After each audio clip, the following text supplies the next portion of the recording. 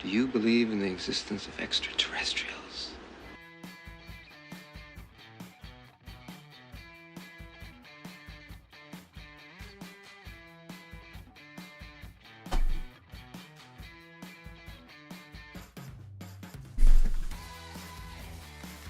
Good morning, good evening, or good afternoon, my friends. I'm Thomas. Jesus Christ, one of those days. I'm Thomas Fessler, my friends, and this is Disclosure tonight. Happy Monday, everybody. Monday, August 18th. My gosh, there's so many things going on. I'm flustered one more time. But on that note, let me go ahead and welcome in everybody in our audience. Who the heck do we have out there? Let me bring up the list and welcome in. Well, we've got GMC here along with Amigo Rules. We've got April and Carl and Carlitos and Kathy. Good to see you, Chris and Conniving Bones. We got Craig Smith, Digger Dogs in the audience. Where's Bones at? There you go, my friend. Who else we have out there? We have Eliza Teal, Fireflies here. Francis Tremblay, Geraldine Durazio. Frank T's out there as well, in addition to Ghost. We got gray-haired discoveries. It's Ian Tate. We got Jan, Jason, Joey Spears, Julian Reverbal, Kathy, and Kelly Barote, and those piercing blue eyes. Kelly Anderson's here along with Martine Unprepared. We got Megan Betts in the chat. Mr. Joey B, Ms. Cussout. How you doing, Niles Guy? Rick Doty's in the chat, and he's in the back. We got Ronnie.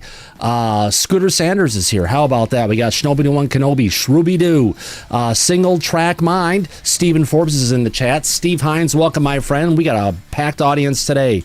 We got Super Unknown, the Chromosome Cowboy, the Vern Dude, Thought Farm, Tom Clark, Truck and Pawpaws here along with Yellow Tommy Tanker, also known as Andy. I got through it. I screwed up the intro one more time. Good morning, good evening, good afternoon, depending on where and when you're watching this broadcast. I'm Thomas Fessler, my friends. Let's get into the studio and get this going. Yes, that's not right. I need to fix that. Where did that go? Yes. Boy, if you hung out Saturday, what happened later Saturday and Sunday, and into Sunday night, it's been a dumpster fire. It's fine. It's Disclosure is burning down, and no one's paying attention. We're all enjoying it, but I have to say, Mike, you've been watching this from the sidelines with me. Great to have you back from the amusement park you went to. How you doing, my friend? Oh, I'm doing much better now, Thomas. And yeah, it seems to be a real shit show going on out there right now in Twitterland with all the usual suspects. Yeah. I'd have to agree, but it's usual suspects doing unusual things. Now, we know in the past, I guess I can get into the top story we're getting into here. The first one we're getting into, Mike, is, where did I get to that one? Here we go. That's not it. What the hell happened? Close enough. That's it. Yeah, that's actually the right one. Let me bring it down here. I was expecting a different one. Let's bring it down. All right, Ivan Hanel, Mike, he's been here numerous times in the past, and he has been known to call. He doesn't like Carl Nell that much, does he? No. He's actually called out Carl, the bird, as a full bird colonel on the spectrum. Got that one too, Ivan. And he's also called him out as, what was the other one? Colonel Dimwit. Yeah. He's challenged him to get into a fighting ring, I believe. He did. Yes, he did. Well, that was because we covered this as this was occurring. Ivan was a member of the UAPDF, which also Colonel Carl is as well. But what happened is they unceremoniously, without knowledge or consent, voted Ivan out of the organization. Yeah. Without any prior knowledge or warning. Nothing. Just out the door. Yeah, supposedly it was Carl working in corroboration with Danny Sheehan, I believe. Yes, but It was also David Grush that said something to Ivan about what was going on. We haven't gotten there yet. We're about to get there. Okay. We got the whole story. We're going to get out on the tweet on that one. But before that, who are these friends again, Mike, who put out this great combination video? They're called the... Hold on. You'll remember in a second. But anyway, we got a little intro here. 4-second clip of Ivan telling Carl Nell to go someplace. General Carl. Go fuck yourself. Yep. Oh my God, that little clip that they put together so quickly is so much on target. So Ivan Hanel, we've got the person who we're talking about, Lou Elizondo's attorney. But this gets really interesting. This is giving us a behind-the-scenes transparency that we've always wanted so long with some colored commentary. So let's get to it. And the week before April 29th, 2025, skiff briefing, I received a signal call from Dylan Guthrie, who is the acting attorney for the UAP Disclosure Fund, and Jordan Flowers, the UAPDF's executive director. They said that David Grush had been in an ongoing contact with UAPDF's founder and then executive director, Juan Feng, and that Mr. Flowers himself had spoken directly with Miss David Grush. Now, this is the interesting part. We're finding that Grush is actually almost being like the puppet master behind the scenes in Disclosure, isn't he, Mike? That's certainly what it sounds like with everything that's been going on behind the scenes. Oh, yeah. Let's get into this. They told me that Grush had communicated that Lou Elizondo better give up the red meat in the skiff, which I understood as a demand for classified information. Hold on. Wait a minute. Mike, you know, yeah. Lou is, I probably know him a little bit better than you do, but we know Lou. Lou is what they call a patriot, when he calls himself a patriot. Lou puts national security above disclosure, above humanity, above everything. Right. So, demanding for Lou to release classified information, that ain't going to happen. So, I told them I had no idea what the red meat was because I had never asked Mr. Elizondo for classified material, nor has he shared any with me to my knowledge. I further made it clear that I would never in a million years encourage Mr. Elizondo to disclose classified information he is not authorized to share. Now, I know, Mike, I understand we all want the truth to come out on Disclosure, but we've heard about that termination clause in the past, even from Rick. Right. Yeah. It's a termination clause that if they violate national security, they can be prosecuted under the Espionage Act. No, they're not going to slap you. They're going to, yeah. And be executed for violating those terms. Yeah. So, right, Rick? Yes, absolutely. That's the truth. Yep. Yeah. So here we go. Disappear. Yes. Disappear. Something we usually hear that the Communist Party does, but apparently it happens here in the United States. So I digress. Let's move on. Mr. Elizondo can only disclose what has been approved by the executive branch. Remember, Lou Elizondo has disclosed over the last year that he's actually been working for the executive branch. Mr. Guthrie and Mr. Flowers became upset at my refusal to influence Mr. Elizondo. They threatened that Mr. Grush could cause a subpoena to be issued. Oh, really? Grush could cause a subpoena to be issued. I responded, the subpoenas are no threat, that Mr. Elizondo is a volunteer witness, and that it makes no sense to try to compel him. I told him never to direct me on behalf of Mr. Grush or anyone else about what to tell my clients. I emphasize that I will only advise Mr. Elizondo to tell the truth within the limits of his executive branch permissions, which, Mike, that makes sense, doesn't it? Perfect sense. Ivan's an attorney. He's not going to violate anything with the law. Why would he? Right. So notably, Representative Luna has now spoken publicly about subpoenaing Mr.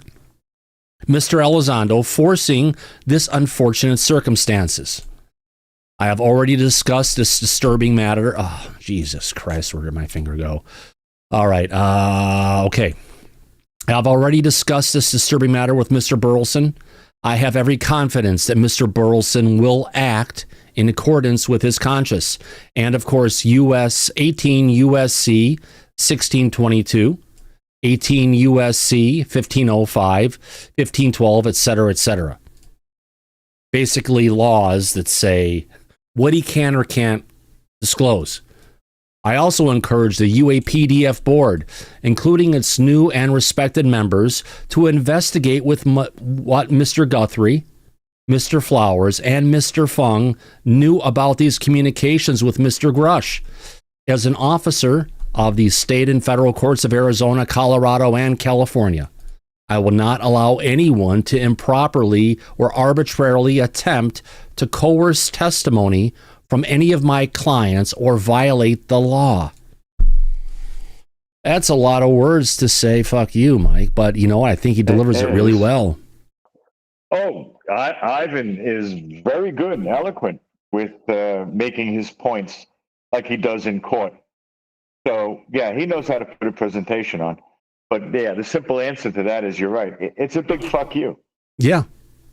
Rightly so, and it's deserved at this point for what they're trying to get him to do. Now, I believe there's another one in here. I got that one. We got that one. All right, let's now go to the next one we've got here. I can't believe it, but we're covering it because it's news, and he's actually acting like a reporter. We got Stephen Greenstreet from the New York Post. Yep. Granted, he is someone who has been against disclosure for a while in a lot of things, right? He got an interview with Ivan, who was pretty easy to get in contact with and more than happy to talk about the subject, isn't he? With anybody. Yeah. Yeah. So let's get into this. Titled, Trouble in Saucertown, Lou Elizondo's lawyer Ivan handled me. Grush and Carl are some of the worst people around. Elizondo, almost Christ-like. The UAPDF are manipulative cunts. That sounds like something that they would potentially say in Australia, Susan. Let's get into it. Yeah, just a little. Yeah, not bad. So let's have fun with this. Greenstreet, Mike. So Elizondo never called in sick or responded in an email that he wasn't feeling well or was under the weather or anything like that. I think they're referring to the skiff flu here, right, Mike? That's what they're talking about, yeah. Because if you remember last week, rewinding time a little bit, Luna was threatening Lou to come in because she was claiming he and, Christopher Mellon, David Grush, and others all had these skiff flu. Kind of blew out of proportion, but let's get into this. Yeah, well, she called it the Lou flu, if you remember. Yeah, she did.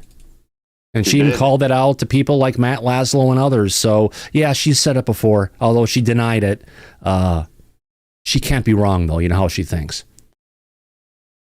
So, that's Ivan, right. Yeah. I don't think so. It was Christopher Mellon who was recovering from pneumonia. Guy came back from Machu Picchu to that dumb UAPDF show and it was exhausted. Lou just had that commitment in Oregon and got a few days' notice. But why not ask the more important question? Why they canceled the first skiff because of Grush. Luna said it, but that's not what we were individually told. Some bullshit about scheduling legislation. It was just Grush. He is why that first date failed, and nothing changed in the second date. So what the fuck?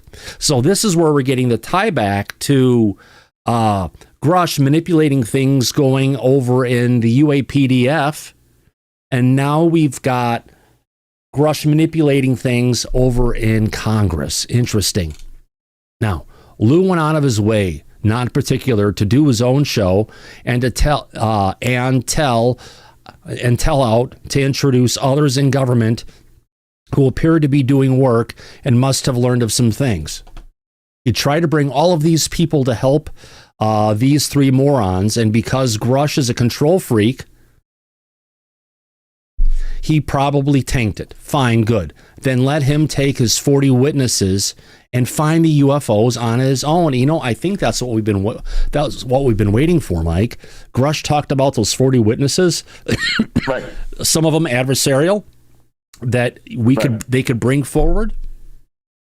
Right. It never happened. No. Actually, like no. Actually, nothing's happened with Grush since. Including that op-ed of his. Yeah. After he's spoken to those investors in January of 2023, run by Wall Street wallets, in front of 60 people, including, I think it may have been mentioned also the guy who's the founder of SALT. We haven't heard hide nor hair of David Grush, but apparently he's working back. Yeah, Craig Smith said they won't give David Grush his clearance back. Where did that go? He can't speak, but here's the thing. I got to bring this up, Mike, in this little pause. Grush should have gone into a skiff with the people in Congress before he even testified the first time if he had information he needed to go ahead and pass on, right? Right. Why didn't he? He should have known that after he went in front of Congress, they were going to snip whatever ties they could get to him, because I guess as of right now, as of today, according to Eric Burleson last night in a space with some trolls over on X, my God, how I got there, I still don't get it. But either way, Eric Burleson had said that Grush, they're working with, who is it? DNI, what's her name again? Tulsi Gabbard. Tulsi Gabbard, to try and get his clearances back. But Mike, you had a good assessment on that, didn't you? Yeah, it's the fact that the last thing that they want to do is to restore his full clearances. They did, in fact, give him his TS clearance back, top secret. Yeah. But I could get a TS clearance, so could you. Yes, anybody can get a TS clearance. It's not that difficult. But he didn't get his SCI and need to know clearances restored. That's what he needs. And that's something that only at this point the President of the United States can do and give to him. But that ain't going to happen. No, it isn't. Not even close. No, it isn't. Nope. So he's not getting those clearances, but he can't do shit. He can't go in a skiff. He can't be involved with the briefings. He can't do a damn thing with any witnesses that want to come forward unless he gets those clearances restored. So he's hopping mad about that. But you know what? He's saying that Elizondo, who still has his clearances, needs to come in and violate federal law and bring the red meat. If anything, it sounds like Grush should do that himself, because even though he doesn't have his clearances, he could still pass on the information, because I think both people would get in the same trouble for disclosing information to people of Congress who don't have the rights to do so. Or he could go full Edward Snowden and just put everything out there publicly. But I don't think he will. Yeah. It's just a shit show. Yep. Yeah, and this stuff is honest to God truth, my friends. We've talked about this behind the scenes with the author of this, and this is what we're getting, folks. Is they're pulling back the veil of the bullshit going on to bring out disclosure. We're actually getting an inside seat, and I don't think, honestly, if Luna had kept her mouth shut on what she had done, I don't think any of this would have happened. No, it would not have blown up and escalated to the degree that it has right now. Well, fight fire with fire, right? Oh, yeah. Hell yeah. Yeah. Let him take his 40 witnesses and find the UFOs on his own. Exactly. Green Street. Okay, thanks. So you're saying Luna canceled that April 29th meeting just because Grush couldn't attend due to clearance issues and or scheduling conflicts in Congress? Panel? No. Word was first from Benzine and was so non-specific it was weird. Then Dylan Guthrie at the UAPDF called him. Still very little clarity. It only makes sense when Luna, who probably didn't get the message about what to say from Benzine or Burleson, told the fucking truth.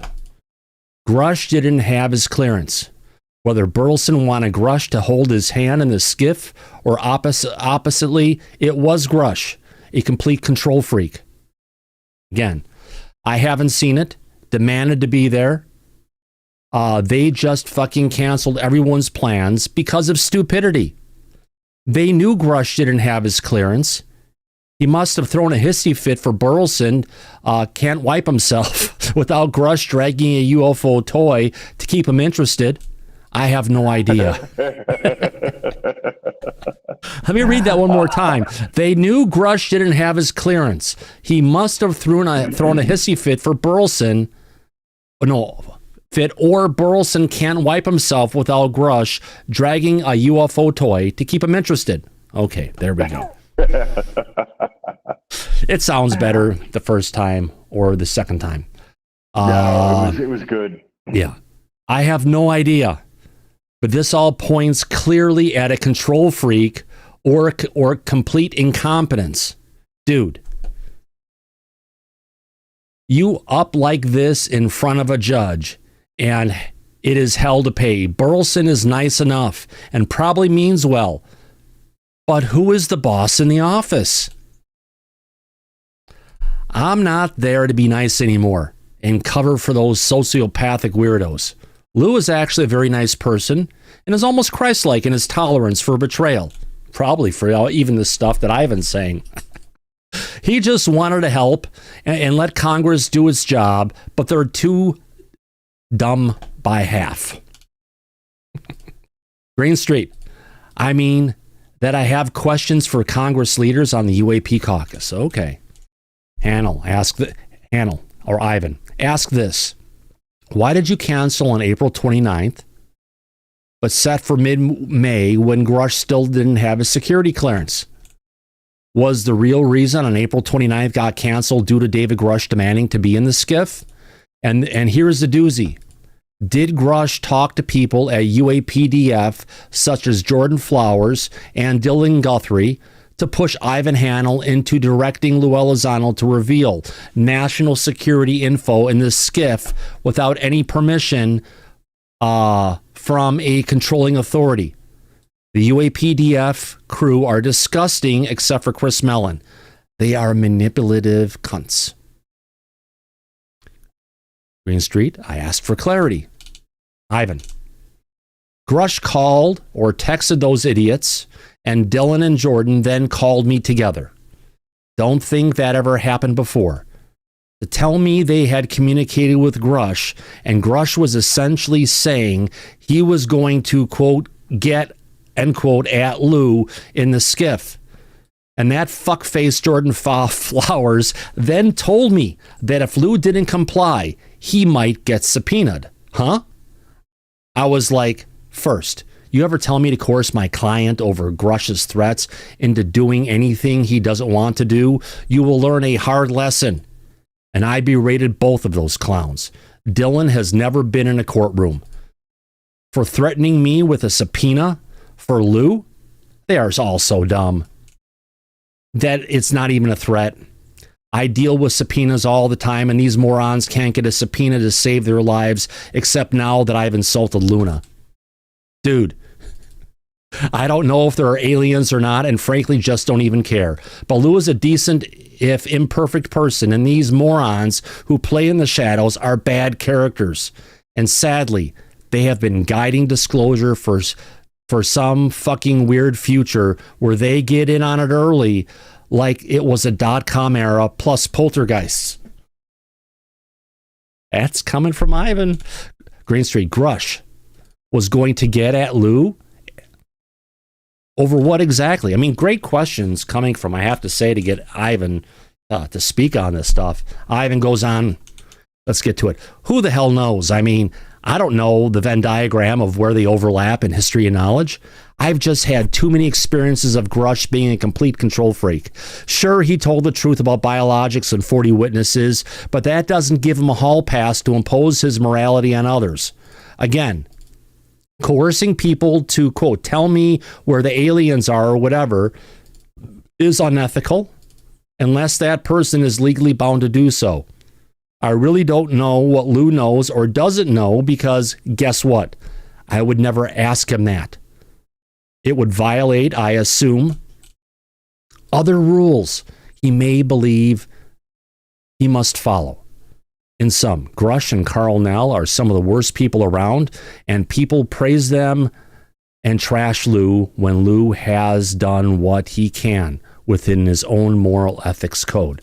That I must respect. If Grush knows where the aliens are, then say it.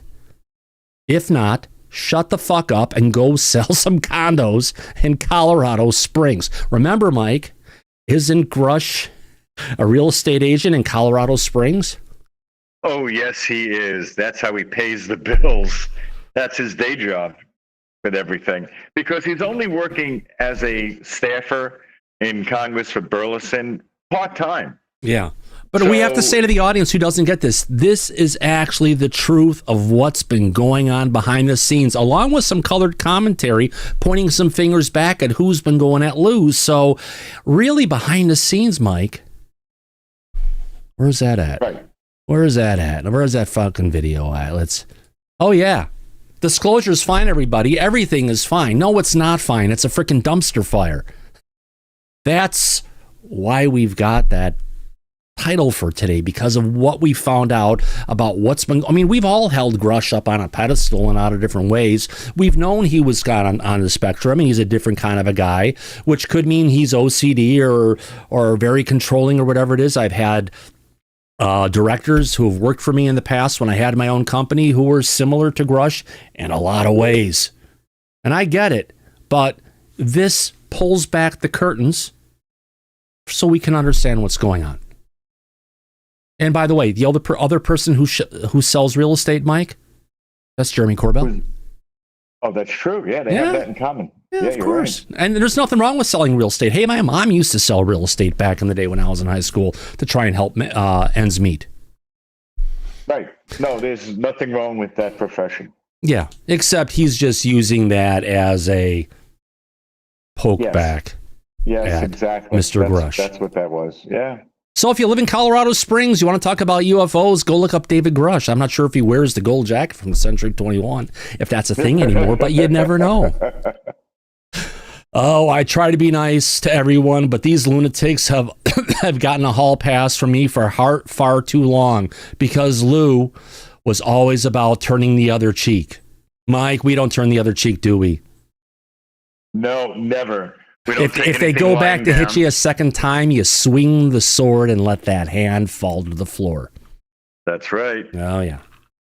What's the old saying from Bugs Bunny? You'll be sorry. I think I've got that one, don't I? Yeah, you should. I've heard it before. Sorry. That's the one. Oh, yeah. Yeah. Meaning fuck around and find out. Yeah, but not me. Yeah. I will fight back. Lou could too, but he's too decent to do so, except obliquely. So everyone's saying, why is this guy still Lou's lawyer? He's going unhinged. But it sounds like, Mike, people have been going unhinged against Lou behind the scenes for some time. And it's, sometimes you need to have a pit bull to, in addition to your German Shepherds, clean things up a little bit. Oh, that they will, my friend. Does Ivan get paid for his comments? No, he doesn't. No. And as far as I understand, he doesn't even have to. Lou doesn't have to pay for his representation. He's doing it pro bono, as a favor to a man who deserves it. This is like watching the Dallas TV series. Like Who Shot JR? I know. Right. Like a soap opera. You're right. Oh yeah. Bingo. A lot of drama. Yeah. Drama, and you on the way to disclosure. Who would have thought? Yeah. Yeah. Well, that's what this community has turned into. A big drama fest. Oh, yeah. But you've said this for years now on the show. If there's no actual content for disclosure moving forward, the only thing left is everybody starts fighting with each other. It all becomes about drama. And that's true till this day. That's still going on. Right, Thomas? Yeah, it is. And I do have one more tweet I think we should cover here, Mike, before we move on. This is a good one. This is an older one from August 16th. Okay. All right, so let me bring this up again. Here we go. From Ivan. Okay, so Ivan says, nice catch. Referring to me, saying kind of relevant to Nell, a.k.a. Colonel Dimwit below. They're talking about Carl Nell, what he's been doing, what's been going on with it and everything. So That's who Colonel Dimwit is when we get to this point. Let's read this one here. Sorry, the text is a little bit smaller, but we'll get through it. New Paradigm Institute, Danny, don't ever tell me how to publicly represent a client of mine, ever. I have the text from July 23rd, 2024, when I was walking the halls of Congress. By the way, you write like an 8-year-old. And your imbecilic associate in uniform, Colonel Dimwit, that's Carl Nell, who I don't even know is on X. Yes, UAP are real, NHI are real, but you're not. Decent people don't carry water for others with highly improper motivations. I can't believe you were ever in our military in any capacity. No wonder why you can't make a general. Go fuck yourself. If you can carry on this defamation campaign, that's against Ivan and Lou. I have many legal options, as well as others will attest. And the reason we got the hearing yesterday in the first place is because I employ them. And if you ever say what you said to me in person while I was walking with you in the halls of the House, you can agree that we can respectively go to the nearby MMA gym and settle this. I mean, you pretend you're tough because you have your military background, but you are an effing coward. I don't know who I despise more, you or Danny. One does the wrong, the other abets it. You are both toxic for ufology, and tell Jim that I have a record of his texts in that dumb signal group. My God, Mike, it's just one thing. This has been spilling up for a while. A long while. And this was as a result of, like I mentioned in the beginning of the show, that they banded together, Carl Nell and David Grush, and they unceremoniously removed Ivan from being in the UAPDF. So him and Danny Sheehan was involved with that. So it's just really backstabbing that's been going on behind the scenes. Yeah. Oh, but wait, let's dive into Carl Nell now. Okay. Courtney Marcassani. Sorry if I didn't get your name exactly right. You got it perfect. All right. You got it right. This is where some of the stuff about Nell came out, and it's really interesting. This isn't coming from Ivan. This is coming from someone else who's been looking into this for some time. All right, let me go ahead and get this one up for you, Mike. Again, where was I at before? The top. It's fine. Disclosure's fine, everybody. There's no problems behind the scenes. So let's dig in, shall we? I think so. Okay. All right, where's that one? Here we go. Riddle me this, Batman. Who paid Carl Nell for the UAP drafting? Well, son of a bitch, Mike, we've been saying this for years about Carl Nell, right? Was the author behind the UAPDA, right? The UAPDF. Oh, yeah, sorry, UAPDA. No, you got it right. No, I made a mistake. UAPDA. Right. Yeah. Well, apparently, Mike, we were right. Now we've got Pavel and other people coming out there saying, I'm breaking this. Here you go. No, you're not, Pavel. Nope. Sorry. We've been talking about this for years. Just saying. When it was first introduced, the UAPDA, and that was because the reason Nell did it is he believes in controlled disclosure. Yes. Remember, he's former intelligence community and military. So we've got the people who are like national security first before everything. And those are the people who are writing the UAPDA, which means even if we get it, that means we're never going to see anything anyway, at least until well after we're dead, Mike. Right. If they had it their way, it would never be seen at all. Never. Yeah. All right, let's get into this. Who paid Carl Nell for writing the UAPDA? Who sent the revisions? Why, when people were literally lobbying their reps and working with Congress, was this information not shared? Oh, because it's behind the scenes, Mike, and we don't need to know. But yeah, I think the public has a right to know some of this stuff. And the secrecy, we get enough fucking secrecy from the federal government and the DOD and the executive branch. And for trying to go up against them, the additional secrecy that's going on in these organizations, what is their real agenda? That's what we need to be looking. What they're saying on the front is this is what we're doing, but really, here's what's going on. Let's get into it. Yet we were asked to support it.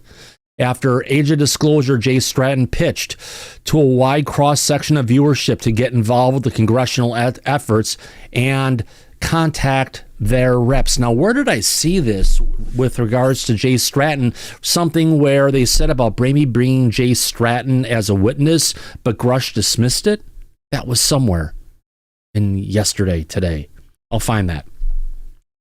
For the early adopters of this legislation, that's UAP Disclosure Act, and we as taxpayers, voters, and supporters of disclosure who support the outcome of UAPDA passing, why were those people who were instrumental in its crafting not transparent about the above? At this stage, which is a good inflection point, we understand the full gravity of the Saul presentation and reasoning why controlled disclosure is preferred, for the government. We may not agree on the route or choice of legislation, but it's clear the frustrations of people who have donated time, energy, and personal action have questions about it. Well, we all do. And then some. It's no longer acceptable to say Carl Nell or anyone else having a hand in crafting it has access to levels of intelligence, national security, or a window into NHI implications that we don't as justification for more silence. You cannot ask us to accept your choices for us with blind faith and not ask questions along the way, nor call it leadership. No, Mike, what's been going on, I'm going to use the D word, dictatorship. Yeah. Authoritarianism is what we're getting here. That's a good word, Thomas. I'm with you on that. It's all bullshit. And backstabbing. It's like watching daytime television. It's like a Jerry Springer episode going on in this community with all these high-ranking people. Mm-hmm. And the public doesn't get to see that every day. But this is what goes on every day behind the scenes. Yeah. In my opinion, it's really disgusting. Yeah. And that's one of the reasons why the public loses interest on this topic. They don't take it seriously. How can you with stuff like this going on? Yeah. It's a shame. It really is. Gene, your hand is up, my friend. Go ahead. Yeah, I was just going to add up on that last line around leadership. That's everything, I was hearing. That's what it speaks to. There is just an absence of leadership. There is a power vacuum. There are people desperately wanting to fill that role and fill that part of the vacuum. And I think the tension right now is from an intel perspective when it comes to controlled disclosure, trying to control a narrative. I think what we're seeing is simply that the system is at its max capacity. And there's some tension now where they're trying to get from from controlled disclosure to this transition by design, and they're trying to get more institutional setup behind it, and it's kind of a catch-up game with no leadership and a lot of conflict. Yeah. Mike, what are your thoughts on that? I agree with everything that Gene just said. Yeah, he's right. 100%. 110%, without a doubt. And you know what? Look, this bullshit has been going on back and forth for a long time now. And this is 8 years since this story first broke back in 2017 when Luke came out with Chris Mellon. And from then to now, it's become a huge shit show and doesn't seem like it's slowing down. That is ridiculous. And I don't know if the government is trying to use counterintelligence to make this whole movement spiral out of control so we never get the truth. But there's some influence at play here, some dark hand that is making these people really lose their shit and stab each other in the back. It's like watching a bad movie or a TV show on television. Well, if you bring up a bad movie, we have to talk then about the Age of Disclosure, because I've got another deep dive on that one. Susan Ford, go ahead, and then we'll jump onto that one. For me, it's like watching 10 big fat men try and get through the same doorway. Everyone's fighting each other to get there first.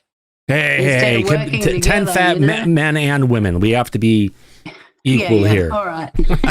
How about 10 fat fuckers trying to get through the doorway? Exactly. Instead of working together, you know what I mean? Yeah. I know. They should be. They should be, my dear lady. I agree with you.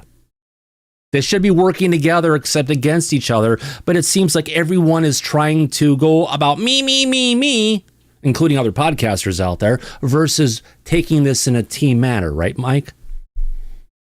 That's exactly what it is. And you know who I'm talking about, but we're not going to mention his name. No, but you know what? But there's quite a few of them. It isn't just one person. Yeah. This is the indicative of this entire community and all these influences. It gets out of hand. Yeah. You know, people in the back, when you're talking, half of what you're saying is popping up on the screen for everybody to read. So if people wanted to go back and see some things, they can get a hint. Just saying. Okay. Yeah. So let's get into this. This is an interesting piece. It wasn't on the agenda, but let's have some fun. Where's that at? I'm having a blast with this. This is. Oh, so am I. Oh God, it's like a big drama. Yeah. But no, this is the point with Farah. It gives it context. It puts it into perspective. Yeah. So let's fill the audience in.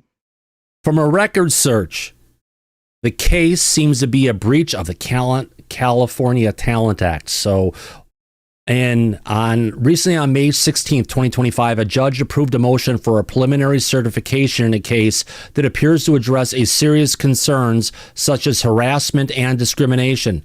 This is particularly significant because these issues are closely connected to the California Talent Act. So kind of what happened here, folks. I should have jumped into this first. Lou Elizondo got signed under a talent agreement with Dan Farah. Right. That essentially silenced him. Wait. Well, hold on. Let everybody know that how that began is that Dan Farah had advised Lou that he was a licensed agent.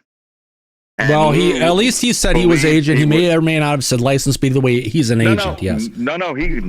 He said licensed agent. Okay, yeah, and that's he misrepresented himself, and Lou at the time was friends with Dan and took what he was saying at face value. And he didn't have someone like Ivan go through the contract and tell him, or even me, don't sign it. Right. So continue with the story from this point.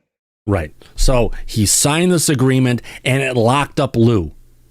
He couldn't go on any news broadcast. That's why Lou went silent for a good year and a half, or a good year. Mm-hmm. Because of this agreement with Dan that he had to get out of. He couldn't go on podcasts. He couldn't make appearances. He couldn't do anything because Dan controlled Lou like a puppet under this agreement. Right. Okay. So our closely on. Go ahead. It wasn't just Lou. Dan Farah did the same exact thing that we're discussing now, also with Jay Stratton. And Dan was the one who got the book deals for both Lou and Jay. But he did that under false representation as a licensed talent agent, which he is not.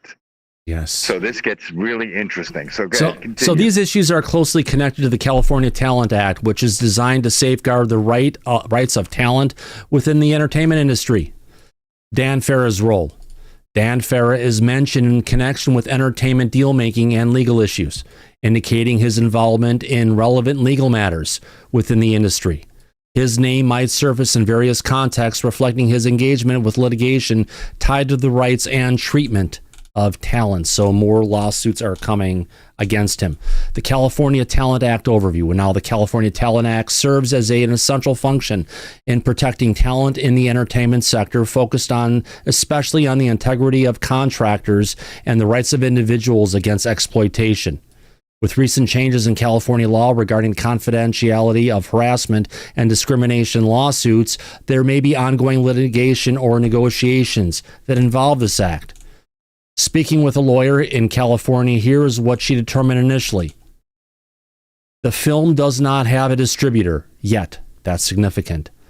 The California Talent Act basically says agents can't produce. So he's a producer, he's a director, a manager, and talent agent. He can't do that. It also says managers cannot technically solicit work for their clients. That's the agent's job. Agents are supposed to manage their client's career. However, a manager can also be a client's producer. Just another loophole. 5. Lou sued Dan because Dan procured work for him by selling his book.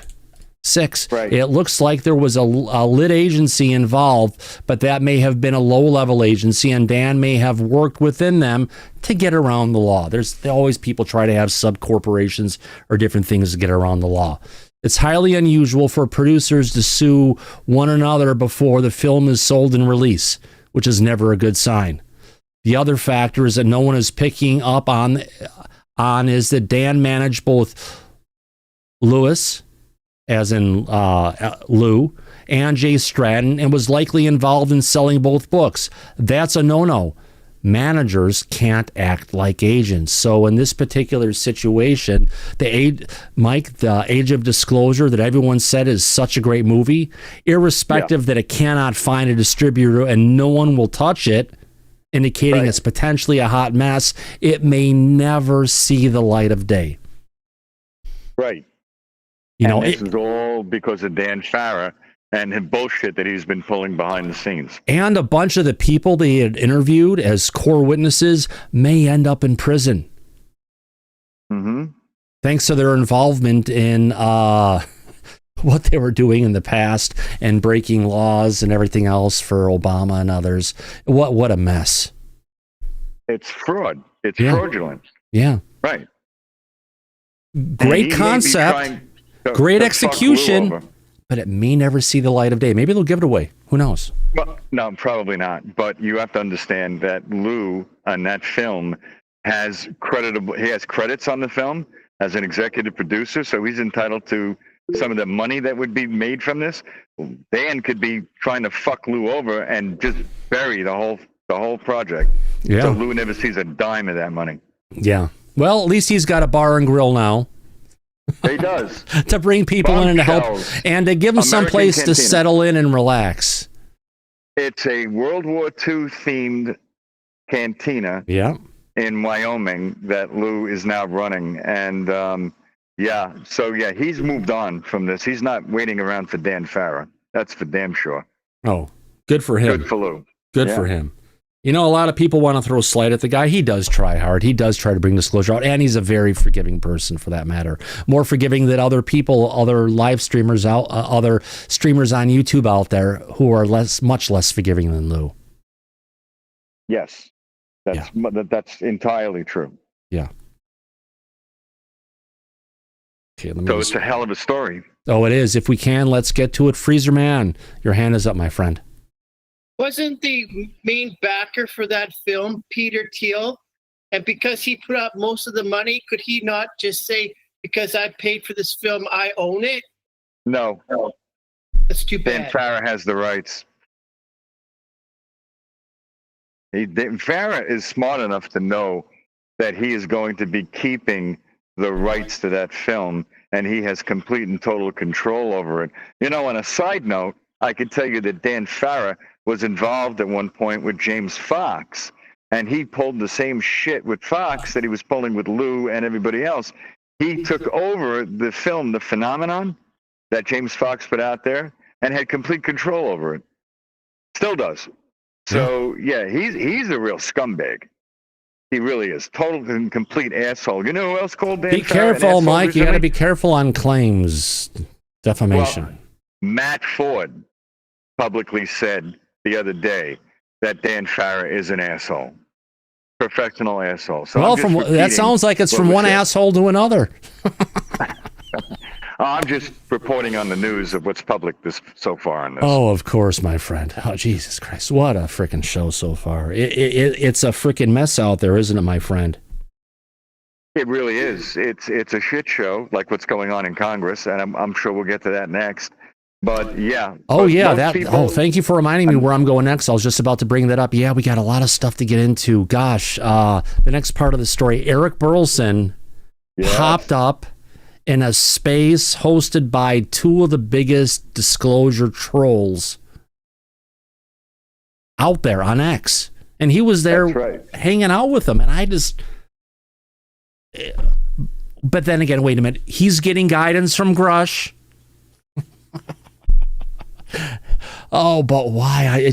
Well, wait, hold on. No, Thomas, let me remind you.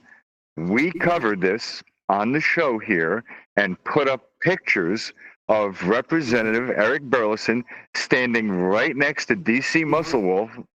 And we know where he's also getting his direction from. You remember that, Thomas? From David Grush. No, David Grush is not DC Muscle Wolf. No, that's Stephen Greer, but he was sent down there by David Grush to go check out the tridactyls. Yeah. So we put that picture with Burleson standing right next to Stephen Greer. And we know that anybody that's taking advice or going down that rabbit hole, it's not a good place to be, because Grush is a well-established grifter at this point and can't be trusted with a word that comes out of his mouth. It's funny how this seems to go full circle, doesn't it? Yeah, it does. It certainly does, my friend. Now, if you remember, actually on Saturday's show, when you were off at the amusement park, we started Saturday's show with a breaking news video that came out where someone announced that the next UFO hearing, it comes from good sources within Congress, is going to be September 9th. And sure enough, in that space last night, Mike. Yeah. Oh, I mean, fix this again. I got this wrong. Son of a bitch. Yeah, Eric Burleson confirmed Eric that Burleson, mark your calendar, September 9th. And last night's space, Congress is holding another hearing. What does it include? A former USAF veteran tied to multiple UAP incidents. That doesn't sound like Robert Salas, does it? No, and it doesn't sound like we covered this as well. When Burleson was planning on this upcoming hearing, what was the criteria that he said publicly? We are only going to be listening to witnesses with direct, first-hand knowledge, hands on a craft. We don't want to hear trust me, bro, stories anymore in Congress. But that's exactly what it sounds like we're dealing with. Let's get on to the next two before Brian comes up. A Navy officer who witnessed UAP events. And a USAF officer with firsthand experience. Let's hope this person who's tied to multiple incidents, this sounds like someone who knew multiple people who were involved with stuff. Another one of those, I know someone who knew something happened to them. This one sounds right. Witnessed, and now we have a firsthand experience. So, Brian, your hand is up. Yeah, my question is going to be for Rick. I got multiple messages today from people asking, is it Rick Doty? Is Rick Doty the United States Air Force officer that's coming forward? So I figured I would just ask you, for everybody that's been messaging me, asking if it is you, Rick, that is testifying or not. I don't know if you can say if it is or not. No, it's not me. I think I know who it is. There are three, and I mentioned this before on the show some time ago. There are a number of UFO whistleblowers sitting back and waiting, and these people have never been disclosed. Their names have never been out there. And I believe that these three fit in that category of whistleblowers who've never come forth. Their name's not known to anyone. And I'm not saying that I know all three of them, but I believe I do know one of them. And he would be a person who had hands-on experience with a UAP. And now, can I say something real quick, Thomas? Yeah. As I found out from a source within our advanced working group, that David Grush did obtain a security clearance in November of 2024. The clearance granted limited access to non-SAP and SCI information, but it was a level 2 and a level 3 clearance. And what that means is that a level 2 and 3 clearance is the exact same clearance that some U.S. House of Representatives and U.S. senators have. So it would make sense that if David Grush is working for Congress, then he would have to have a security clearance would be the same, commensurate with the same security clearance that the senators and congressmen have. Interesting. Yeah, Brian? it is, and that I think somebody talked about that a while back too, his security clearance. But anyways, that's what I know. And as far as Eric Burleson, you know that although I'm not on X, there's a lot of people that are talking about or questioning whether that really was Eric Burleson's voice last night on Twitter. I didn't hear it, but a lot of people are sending me excerpts saying, was that really him? Some people have sent emails to his Congressional email address and asked him about it, but they haven't responded. He hasn't responded back. Yeah. I'm just bringing that up. Yeah, we got you, my friend. But Mike, isn't there some kind of word on the street there with regarding Burleson and his belief in everything? Yes, it is known by people that are directly very close with Burleson and have a lot of private conversations with him about everything that's going on and what he's involved in. But it's known by people behind the scenes that even though Burleson is a publicly self-proclaimed skeptic on this topic, that he has been exposed to such a level and degree, and with so many people out there like Stephen Greer, that he has become somebody who is going down that rabbit hole and really drinking the Kool-Aid of what's been being put out there. So he believes personally a lot more than the things that he claims publicly about it, which is surprising because if you're doing due diligence as an elected official that is supposed to be properly investigating this and all claims, you should have a bit more of being impartial and not buying into every Tom, Dick, and Harry story out there. Yeah. Absolutely. Trust me, bro, is not a good philosophy to use when you're looking in and investigating something. Yeah. You know, we've got some audio clips from last night's space that was out there and everything. First one I want to get to, Mike, is Congressman Eric Burleson says they haven't been able to restore David Grush's full security clearance, and he hasn't even been fully briefed by him. I mean, ironically, he works for me. I still don't know everything he knows. Let's play this clip here, and it should be able to hear it. You mentioned that Mr. Grush doesn't have the SCI portion of his TS clearance. Has he been able to accompany you into a SAP qualified skiff to have a complete discussion of his experience on UAPTF, or is any of that information restricted by virtue of his not having a renewed SCI? It is restricted, and to answer your question, we've not been able to do that, and as a result, ironically, he works for me. I still don't know everything that he knows. Sure. So quick follow-up. You mentioned that Arrow was really following his lead in a discussion that you had. That must have been even just at the TS level minus SAP read-ins, even so. So that was probably at that level because there was things that he was able to talk to the Arrow staff about that they weren't even willing to talk to me about. So there we go.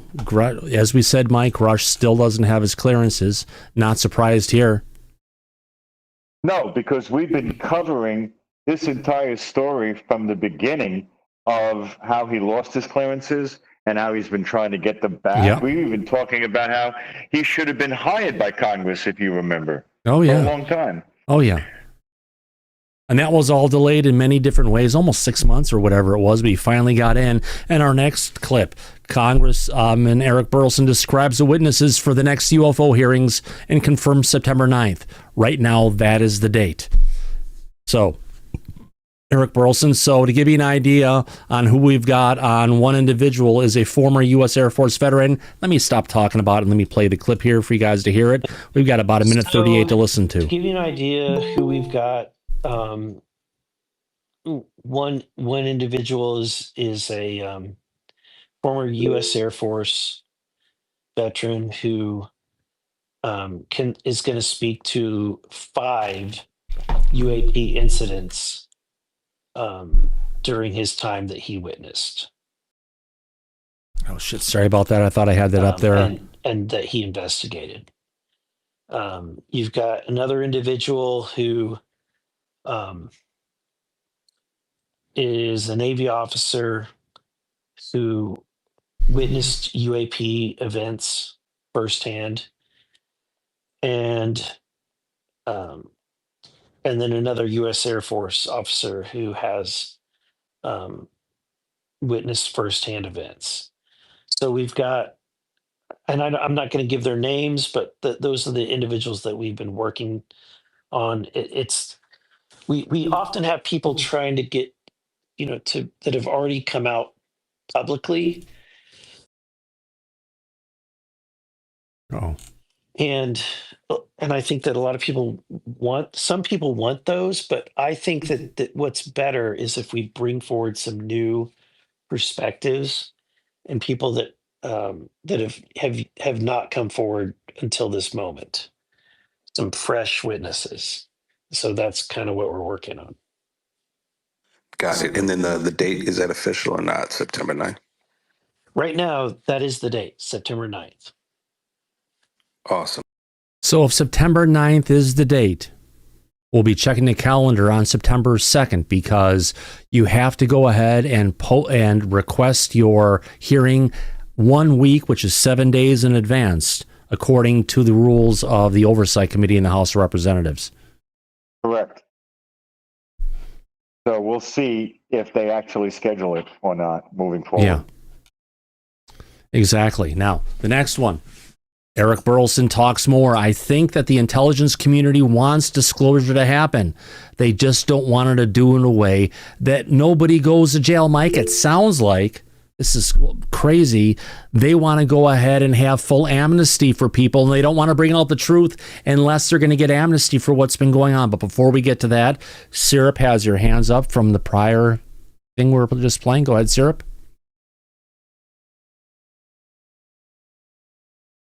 No? Your mute button is on, Syrup.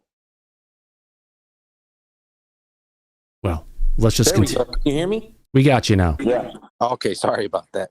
So it sounds like on the previous clip, right, David Grush was able to testify to Arrow without his Mike, run with it for a second. I'll be right back.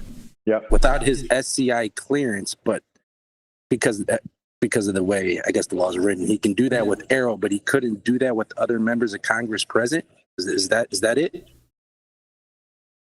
Well, Congress and Arrow are two completely different branches of the government and two different organizations, sir. So he's able to go and discuss with Arrow classified information because of the charter that Arrow is under, to listen to information that a witness coming forward would be able to discuss directly with them. But as far as Congress, he was able to go in a skiff with Congress. But so, Eric Burleson had mentioned, sorry to cut you off, but I just want to make sure I was making myself clear. So it sounded like Eric Burleson said there was information that Grush gave to Arrow that Arrow would not give to Burleson. Did I hear that correctly? Yeah, let me jump in real quick. Go ahead, Rick. That's because Grush had at one time a SCI or SAP clearance. And so he can discuss that information that he had access to in the past with Arrow. And Congress doesn't have that same security level, so therefore he couldn't discuss the same thing, nor could Arrow discuss the same information with Congress. It's just, because remember, Arrow's under the executive branch, Congress is, of course, under the legislative branch, like Mike just said. It's two different entities. And since he had access to information in the past, then he could talk about it. Got you. That makes sense. Okay. Yeah. It just seems so convenient for, like, I don't know. It just seems a little sketchy that RO could receive this information, but nobody else is allowed to receive that information, I guess. It's almost like it was set up that way on purpose. No. Well, I think in what? Go ahead, Rick. Oh, go ahead. I think it's just because Captain Grush had access to that information in the past, and even though he doesn't have a security clearance, because he had access to it, you can't take that information away from anyone. Just like me, when I went up in January 2022, they started asking me questions about something I did 40 years ago. I thought, well, can I talk about it? And he said, yeah, you had access back then, so go ahead. So it's something similar to what is occurring with Grush. And Grush had access to that information because Grush had a SAP SCI clearance during his time in, so therefore he had access to that information. So to a cleared person, he could talk about that information. But since Congress doesn't have an SAP and SAC, SCI clearance, or some do, he couldn't talk to Congress about that information. Yeah. Got you. Okay. Thanks for that, Rick. And Mike. Coming out of the audience, they said, from Conniving Bones, Thomas Fessler, do a poll. Should we give amnesty to the bad actors in the program if they come forward as a whistleblowers? So, oh, good idea. Let's do that. Oh my God, we've got full amnesty leading by 63%. Mike, what the hell is going on with? Oh, I think I've got a video for that one. Do I have that here? Daddy, chill. What the hell is even that? Yeah. Full amnesty. Thomas, point of clarity. What exactly do we mean by bad actors? People who did shady stuff? People who did shady stuff, who are involved in the cover-up from different ways, while they were taking orders from others and they're there. Let them come forward. Give them that chance. And if they burn through that chance in a short amount of time, throw the book at them. They're violating federal laws, federal statutes, congressional oversight. They may have killed people. They may have violated SEC rules with regards to giving competitive advantage to one company and not another, and harming investors and such. So there's a lot of stuff that's all kind of twined up. And if they've been in the architects of this and keeping this going for a long period of time, they could say, nope, I'm not going to deal with it. Or they could just be like a Nazi guard and say, yes, sir, we will do as necessary. There we go. We're at 50-50. Ooh, it's still okay, really... Google, set a timer for 30 seconds. I know I didn't set a timer on this one, but 30 seconds. And we're starting now. Okay, everybody, you got your quote. You got 24 seconds left to see where this is going to go. We got it neck and neck. What do they deserve? Full amnesty or no amnesty? I would say no amnesty. What would you say, Mike? 110% no amnesty, Thomas. Yeah. They should hang by the neck until dead if they committed any capital crimes. Yeah. Someone died on their watch or as a result directly of their actions for secrecy. Yeah, no amnesty at all. None. Yeah. Well, you know what? We've hit the end, but clearly, Mike, our audience is split. 50% of the audience is saying full amnesty. 50% is saying no amnesty. And I thought when we did this in the past, it was overwhelmingly no amnesty. But, you know, people are feeling a little bit more generous today. Well, I don't know if it's generosity that's at play here. There is a good possibility that people are so starved for information and it's been held back for so long that if they are willing to bargain to get to the truth, they might be more open to doing that, in my opinion, Thomas. Yeah, that could definitely be, it could be it, but you never know where it's going to go. And you know what? No amnesty for me. Lock them up. They don't, none for me either. Yeah, they don't deserve it. They've put it. You know what? My God, they're hiding out a completely advanced life form that's been here potentially interacting with humanity for hundreds of thousands, if not millions of years. Right. Kelly, I agree with you. No amnesty. All right, now what do I know if I can find where I was at next and get to it? All right, so in our next one, okay, I played that one. We got that one. Our next one was, okay, we got that one played. We got that one. I think I've got a couple more here potentially. We got the security clearances. All right. Here's our next one. Representative Eric Burleson. Let me stop this clip here and I'll play it in a second. And the next clip we've got from this broadcast last night. Let me go ahead and get this back up again. Representative Eric Burleson says he and Anna Polina Luna recently met with a UAP whistleblower who told them about activities that are happening under the ocean. Let's listen in and see where this goes. One of the most memorable conversations I've had was the one that I had recently, where Anna Polina Luna and myself met with a whistleblower. I had to travel to get there, and I mean, it took me an entire day to get there and back. And it was someone who is coming from the nautical source, and so Navy. The activity that's happening under the ocean is what he was talking about, and it was kind of remarkable. Almost reminded me of the movie Abyss. To give you asked me about a movie. Oh yeah. He didn't say Abyss, but the things he was talking about reminded me of the movie Abyss. Now, in regards to the water kind of formation or the like almost jellyfish manta ray beings. No, just that there is a structure in the deep ocean. Wild. Thank you. A structure in the deep ocean.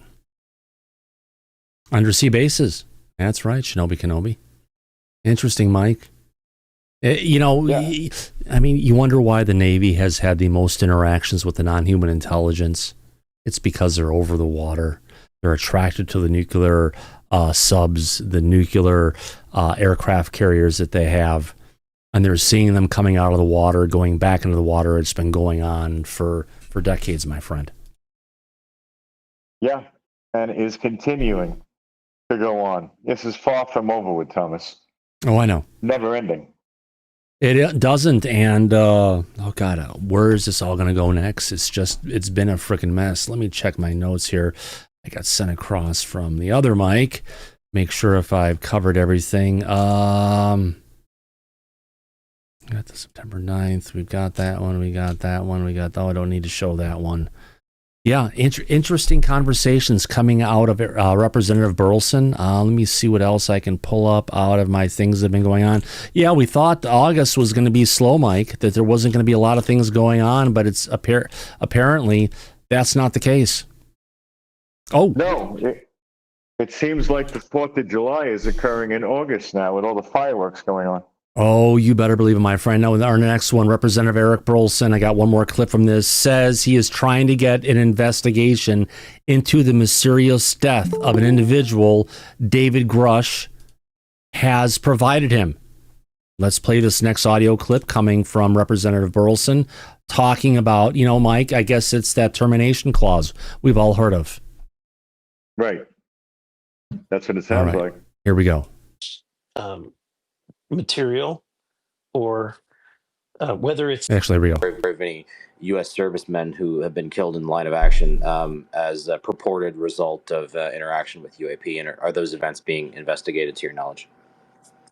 I don't have any knowledge of individuals that have been harmed. I think that when David said that, and I'm not speaking for him, I'm just going to, what I interpreted his conversations to mean is that I think I kind of picked up on the background that there was maybe exposure that occurred that harmed individuals who were researching crash material, or whether it's even UAP or non-human intelligence or just otherwise, that some individuals had some kind of harm. Now I will say David has also given me a individual that that his community is very, very upset about, who died mysteriously, and they're demanding an investigation, and we're trying to get that done behind the scenes. Is it a name we would know? No. Oh, so mysterious death, Mike. There you go. They're falling off over the cliff. Who would have thought?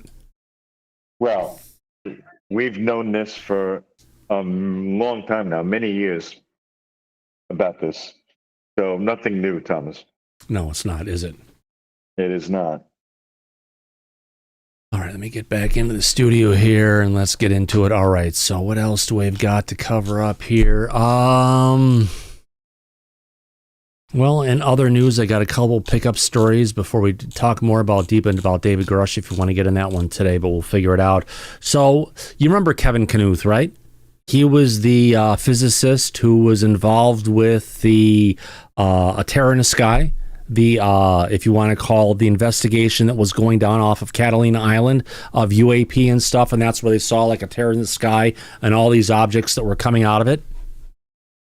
Right. He's an engineer. Yeah. So, well, no, he's a physicist, but he says he personally knows individuals in private industry who have been harassed and worse for conducting anti-gravity research. I wonder if this involves potentially Jared Yates, Mike, and Falcon. Well, if it did, we would have heard about it from them personally and directly. Maybe it's somebody else then. Let's go ahead and play this clip. Here we go. All right, this will go on for 57 seconds. Here we go, folks. First of all, are you aware of that stuff? And I'm aware of some of it. Yeah, I haven't spent a lot of time looking into anti-gravity research. It's not something I've been interested in, and it seems to be something that people don't want to study for some reason. There are always rumors about people who are trying to study it who get harassed and worse. So I've heard rumors like this that make me. Really? I'll stick with UFOs, and that's still not entirely safe. So, but that's Who maybe. do you know people have been harassed looking into anti-gravity stuff? Yeah. Really? I know of people, yeah. Like academic people? I know some people in private companies who've done that, yeah. Really? So people that you worked with and studied with and to some degree, yeah. No, personally in one, certainly I know personally well in one case, yeah. Really? Yeah. First of all, are you aware of that stuff? And I'm aware of some of it. Yeah, I haven't spent a lot of time looking into anti-gravity research. It's not something I've been interested in, and it seems to be something that people don't want to study for some reason. There are, So, Mike, interesting that we've got people who are doing research into anti-gravity, and they're getting harassed by the federal government. Doesn't surprise me. No, it doesn't. If you remember, we also covered a story not that long ago about Dr. Gary Nolan. Didn't he say that he was also threatened about speaking Yeah, he publicly? was. We've heard about other scientists that we can't talk about who have also potentially been threatened about bringing out the truth about the non-human intelligence. But I've got another one. This is something that you actually liked over on X earlier today. UFO Sarah talking about a recent incident. Maybe Rick has some insight on this one. So let me go ahead and bring this one up. Here we go. So Jesse Michaels says he got a slap on the wrist and to stop talking about Navy-based crane. UAP Gerb confirms I was encouraged to A, take the video down where he's talking about it, B, remove all mentions of crane, and C, warned things could get ugly for me as it could be considered a breach of national security. UFO Twitter, it's time to start talking about it. Why? What's there? Who's got the goods? Rick, any thoughts about U.S. Navy-based crane? I've heard a naval lot about that. surface warfare base Crane, it has weapons there that are nuclear. Well, and they Mike, deal with, yeah. This reminds me of the naval base at Bangor Island, which has over like close to 1,100 or 1,200 Trident nuclear missiles. And you see these same kind of silo things going on here. Supposedly this is for munitions, but let's hear Rick's take on it. Oh, yeah. This should be good, Rick. Yeah. Yeah. I've heard a lot about it. These bunkers are special bunkers that houses nuclear weapons, and they're unique in its way because I saw a demonstration when I was at Kirtland Air Force Base years ago about how they actually hide the nuclear weapons in those bunkers, not only. I understand that this naval base also has some energy weapons that are highly classified that can be portable, meaning they can be put on a ship and taken off a ship. Some of these energy weapons are placed on a ship and they stay on a ship. They can't be removed. Yeah. But there are some that are portable that they can take on and take off. Yeah. And that's what I know about it. I don't know anything more than that, but who is it that was a security? Gene, were you security forces, right? Yeah. You probably could talk about WSAs, right? Weapon storage areas. So, well, that's what I'm showing right now. This is Bangor Island Trident nuclear base, and every one of these bunkers they have that are all separate from each other. There are a bunch of them, but they built some newer ones here closer together. These are all used where we go ahead and store our nuclear weapons cache of like 1,100 to 1,300 nuclear weapons. And this is only 35 miles from my house. Interesting piece. The UFO that flies in front of my house down the street, if you take a line, you extrapolate it and you pull it out, they're coming from that general direction. Pretty dang close to it. And there's two, and on that feed, Thomas, you were just showing those images. If you scroll down a little bit, you see I got in a discussion with Casey, who's UFO Tar Heel, because my take on those photos that Sarah posted were that is very much garden variety weapon storage area. What this one is actually nukes, though. Yeah, well, and again, the nature of the mission at that Navy base, as Rick was saying, extends into nuclear, extends into electronic warfare, special operations, and all of the, everything I could see in those image, again, just screams garden variety, weapon storage area. The interesting thing, and again, I dealt with the tactical nukes in Europe, similar bunker structures. Yeah.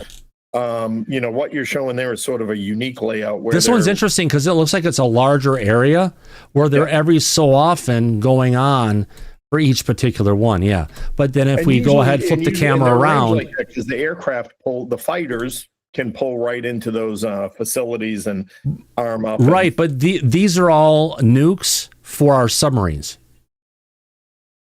Yeah. So they'd have to have some kind of transport mechanism. They do have trains in certain areas for bringing this stuff in, but I believe all the nuclear, if you want to call it submarines, are all coming in and docking over at this part of the base. Yeah.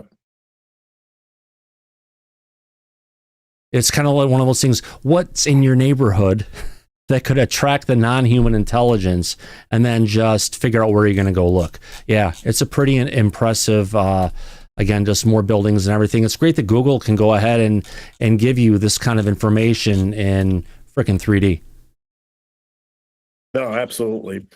But again, with that base, those, the structures, the roads, really don't scream anything out of the ordinary. But it's just a bunch of individually connected bunkers where if they hit one, it's going to blow up. It's not like if they hit one and the entire site goes up. Correct. So it's an accident. Right. From an accident perspective. Accidents can happen, but it's we've seen so many times military actions in the Middle East that have been going on. And when something gets hit, you get this huge freaking explosion because everything at the site exploded. We're staying out of that. Exactly. So whatever they talked about with regards to UAP and different things going at U.S. Navy base Crane, I guess if we say this enough times, someone's going to come knocking on the door. I wonder if that could be investigators from the Department of Justice and FBI. You never know. Gene and I were talking about that when I was on vacation. Exactly. Oh, yeah. Yeah. Gotta have fun with it. Yeah, you talk about code words or words. When I mentioned WSA, anybody that was security police like Gene and people that had a mission around nuclear weapons, a WSA on a base, everyone with access knew that was a nuclear weapon storage area.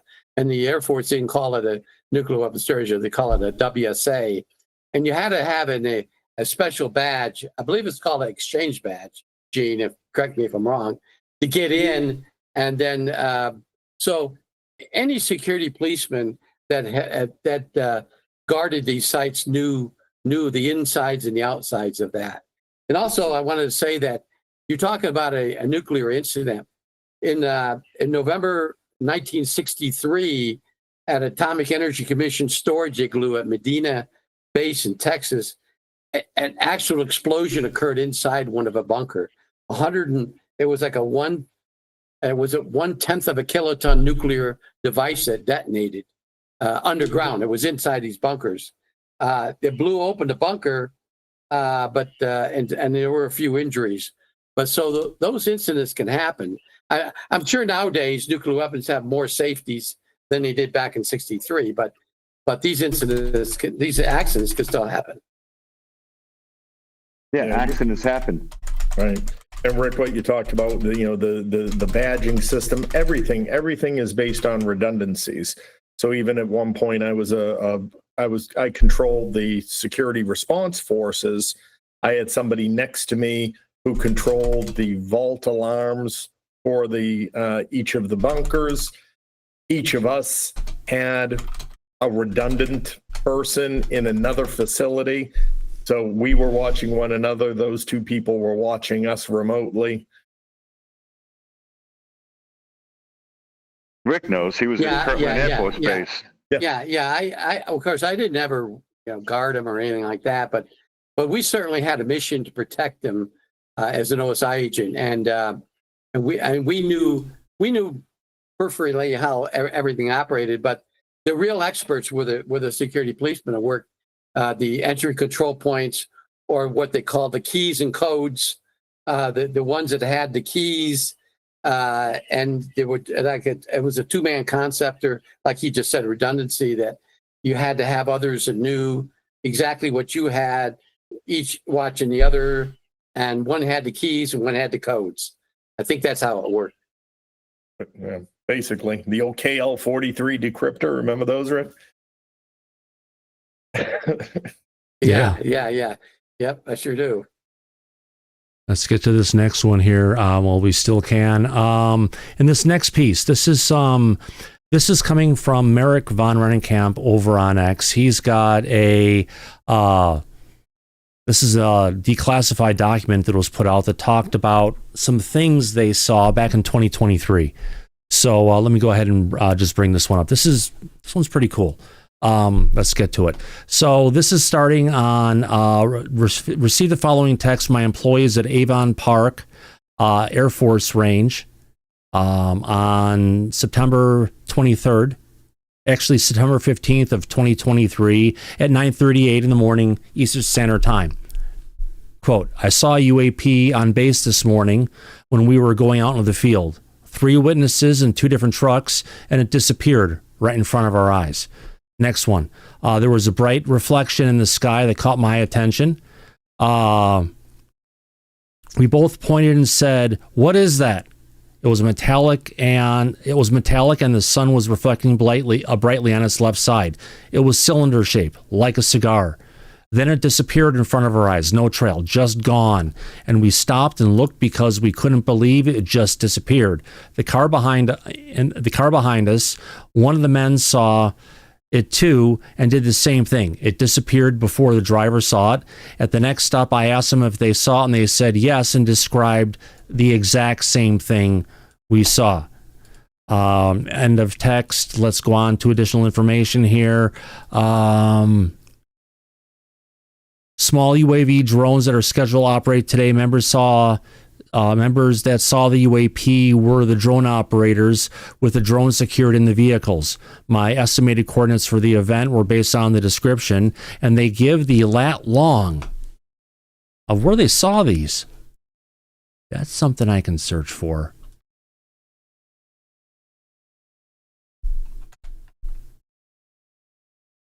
Let's try if this works. All right. So where in the hell are we? We're in Florida. In the middle of the state. Literally in the middle of the state, to the southeast or south-southeast. Actually, southeast of Tampa. And what the hell do we have here? This is the Avon Park Air Force Range where they were at when they saw it. And this is MacDill Air Force Base. MacDill Air Force Base. Yeah, which is temporarily closed at this point in time. But there you go. It gives us a place to where this event where it happened. And this is the kind of stuff I like to see. When you've got someone who saw something, you get a report on it, then we can go find out where the heck this is. And I think this is the first military report, Rick, where they actually included the GPS coordinates. Yeah, that is odd. That is the first one I've seen. Yeah, so it's Avon Park Air Force Range. And then if we look for it, Avon Park Air Force Range, right down here is where they were at. So can I drop a, I can. No, I can't. Damn it. Let's take a look from that area. They were probably looking out. And, well, you see a cigar-shaped craft. And no, that's interesting because we just covered that. There was the Italian Navy at one time? One of their ships got buzzed with a cylinder craft, and it's one of the best UFO events that ever happened out there. Let's see if I can find that really quick.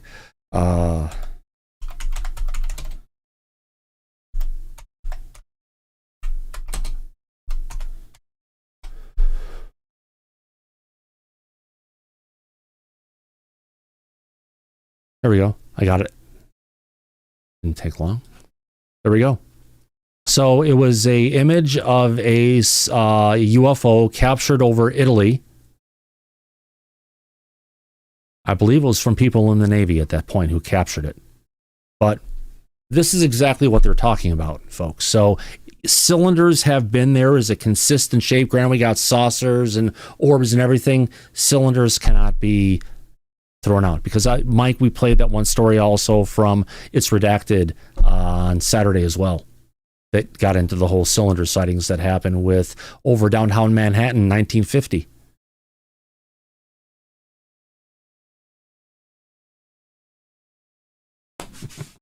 I guess I talked. That was a good story. Oh, Very yeah. good story.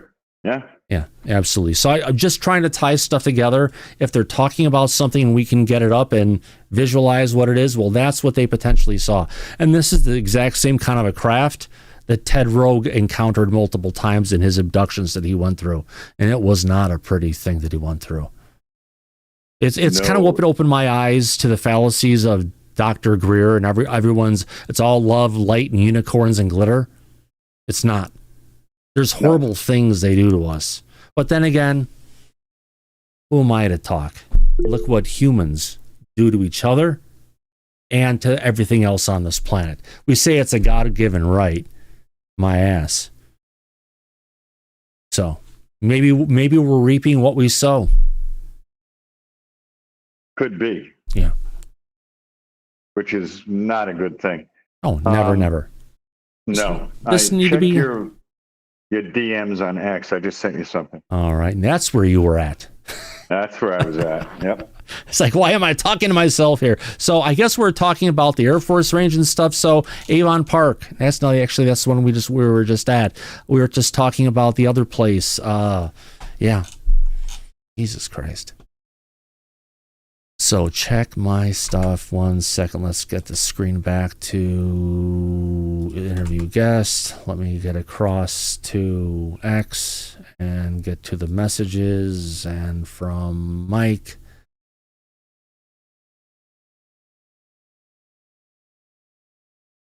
This this is a story. Is this This is what we talked about before the show. Yeah. Oh, this is what you've been working on during the show. Yes, sir. Aha! I knew it. All right. This is something that we covered here on the show when it broke. Yeah, I know. Remember. Oh, let's get in trouble. Well, in breaking UFO news alert, we got a new tweet that Mike, you just dropped on X. Yes, sir. Let me go ahead and find it and bring it up. Here we go. Let me go ahead and bring that there, bring it around there. Let's move the logo for right now. Wrong one. There we go. Get it. None. Go away. Nope. There it is. Okay. In up to the minute coverage of late breaking UFO news from Mike, Disclosure on X. I guess we could try and cut this if we wanted to and put it out separately. So breaking. The civilian whose evidence is forcing Washington to confront its drone problem. All right, let's get into it. On July 7th, 2025, I broke the story, this is Mike, of a civilian whistleblower. Mike, do you want to read this, or? Yeah, I can. Let me pull it up on my end. Give me one second. Why not? And I could read it, but, this is your story, so. Yeah, no, listen, that's fine. I like the way you narrate stuff. Well, I don't mind narrating it. It was just if you wanted to, you could, but if not, I can read it. No, I prefer if you did. All right, let's get to it. I'll let you jump in here and there and let you comment after every paragraph. Tonight, okay, so I broke the story of a civilian whistleblower here on X and on the YouTube channel Disclosure tonight with Thomas Fessler. That same day, we interviewed his attorney, the whistleblower's attorney, Ivan Hanel, who laid out how his client had been ignored, discredited, and targeted by the government. He tried to help. Now, at that time, the whistleblower's name was withheld.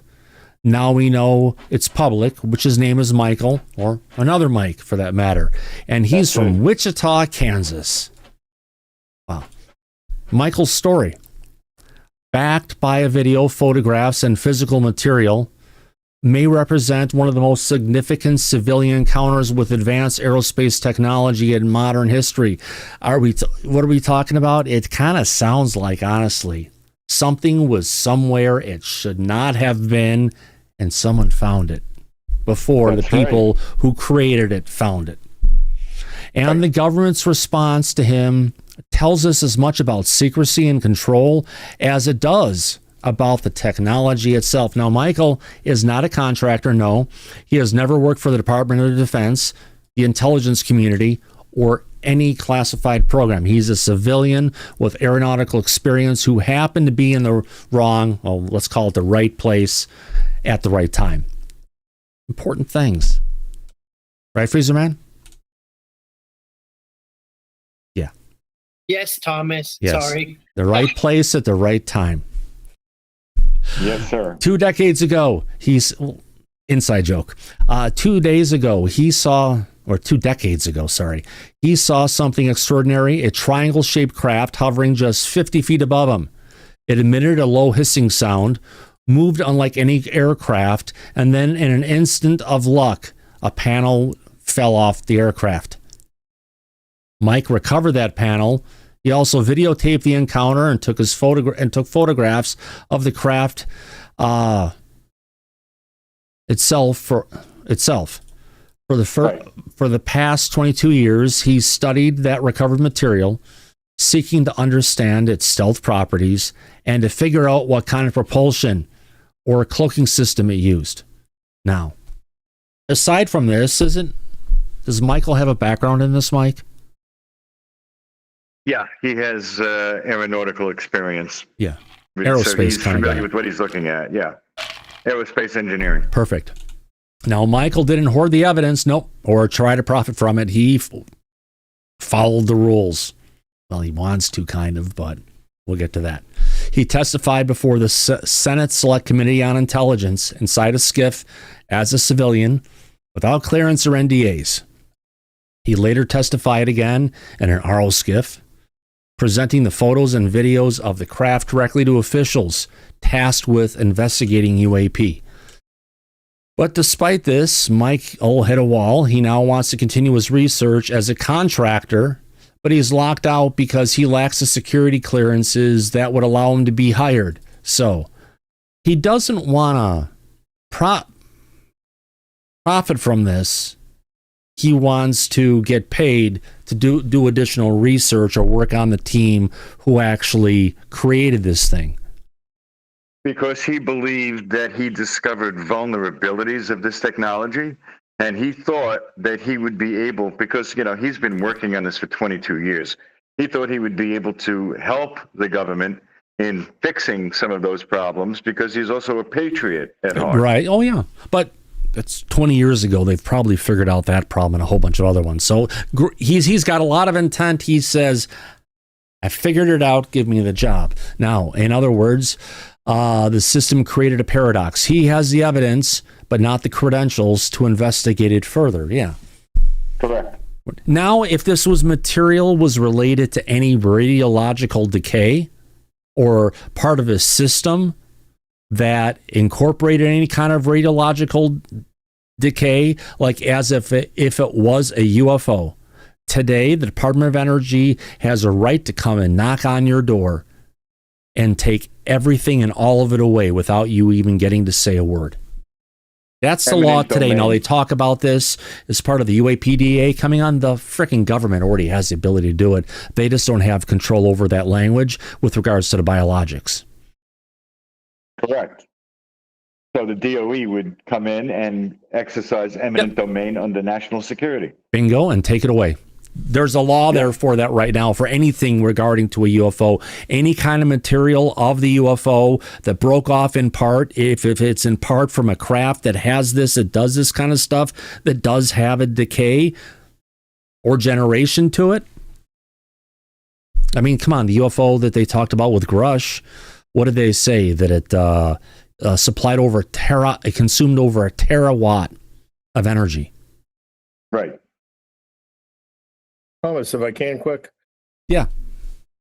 And, you or Michael or maybe Rick, doesn't it already exist within law when it comes to things that are government property that have fallen out of the sky, plane crashes, the space shuttle, is another example, and maybe that edges more toward radiological. But, if you showed up with a piece of a jet that you found, 2 years after it crashed somewhere, the government's going to keep that. Or am I wrong at that point? No, they can come and take it. The question: if this belonged to the government, why didn't they just keep it at that point? I don't know. They can, and there's a story I heard at a UFO convention just recently, the 22, about a guy who lived in a remote area of, I believe, Montana, and he saw a UFO and it landed, and it landed real hard, he said, and it seemed to be crashed to him. Well, a couple days later, he went out there and he found this oval-shaped piece of metal, and he didn't know what it was.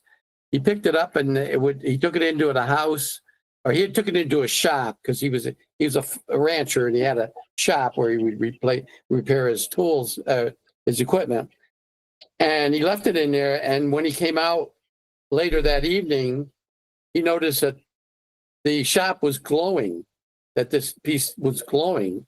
So he thought it was radioactive. So he called a friend of his that worked for the highway department, and they had a radiation machine that they would test the the asphalt when they would put the asphalt down, some kind of a device using low dose of radiation. Guy came out and said, no, it's not radioactive. So this guy took the thing all the way. He took it to Malmstrom Air Force Base. They weren't even interested in it. Then he finally gave it to a friend who used to work for Lockheed. He took it to Lockheed down in California. Lockheed looked at it and said, we'll buy it from you. And he said, well, how much are you going to give? He said, let us examine it, and then we'll let you know the next day. Well, Lockheed put him up in a hotel. When he came by the next day, Lockheed said, what are you talking about? You didn't give us anything. So that was, but he'd taken pictures of it. And he also took pictures of it glowing, and he showed that at the UFO convention.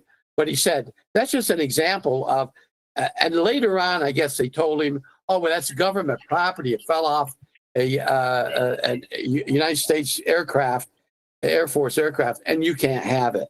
So that's just an example of what happens when you're trying to be the Good Samaritan, but when you give it over to a government entity, and Lockheed, in essence, is a government entity, because if they have a DARPA program or contract, then they're working for the government.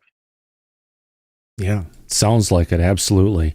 So, yeah. And if you have something like that and you want to show it to something, never lose chain of custody where they walk away because you'll never see it again. Absolutely. Absolutely. Yeah. All right. So let's get into Mike's thing here. Instead of being supported, Michael was targeted. Years ago, when he first came forward, he was labeled as unstable and dangerous. He was even reported to the FBI, though they found he had committed no crimes. Now, more recently, Tim Phillips, former head of ARO, went on record disparaging him as someone not to be trusted. I think he even said, Mike, that he was trying to extort the government. He did.